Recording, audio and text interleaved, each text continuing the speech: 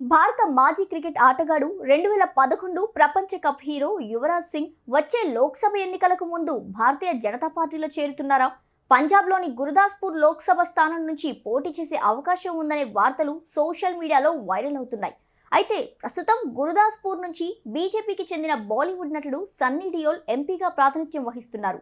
ఇటీవల కేంద్ర మంత్రి నితిన్ గడ్కరీని కలిసిన యువరాజ్ రాజకీయాల్లోకి వస్తారని, బీజేపీలో చేరుతారన్న పుకార్లు షికార్లు చేశాయి.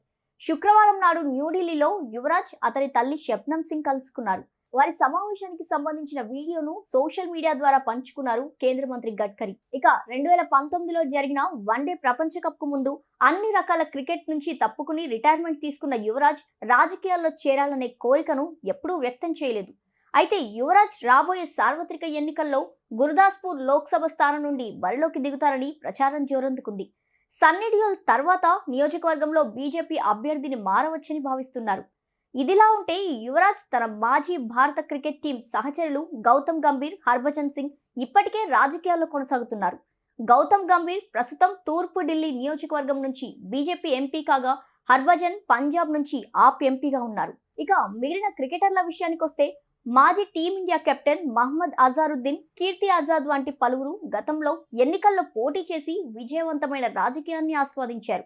యువరాజ్ సింగ్ ఏ పార్టీలో చేరతారన్న దానిపై ఇంకా అధికారిక ధృవీకరణ లేనప్పటికీ కూడా మాజీ భారత ఆల్రౌండర్ రాజకీయాల్లోకి వస్తాడా లేదా అన్నది వేచి చూడాలి.